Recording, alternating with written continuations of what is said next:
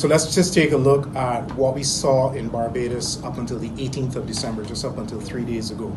So there is a slight increase in the COVID-19 cases in terms of the numbers of new infections, in terms of the positivity rate.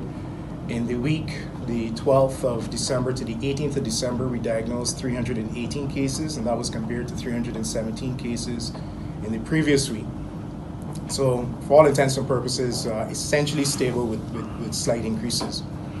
The PCR testing for COVID has decreased, and we do expect that because less people are coming forward to be tested when they're symptomatic.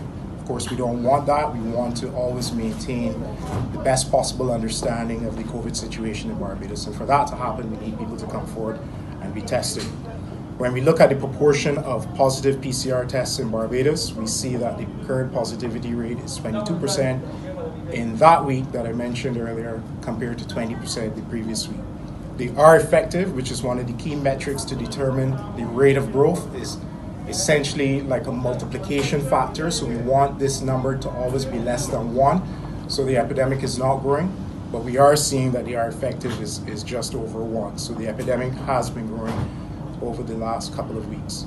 And cumulatively from March of 2020 until now, we've diagnosed just about 105,000 cases of COVID-19 in Barbados. When we look at daily hospital admissions, we see that there was an increase in the past 2 weeks from 11 cases per day to an average of 19 cases per day. And over the last 3 weeks, the average is approximately 10 persons a day being admitted to hospital. Of the 19 admissions, these that I mentioned previously, this represents about 6% of all of the cases that have been detected. In terms of occupancy levels at the Harrison's Point facility, occupancy remains relatively low.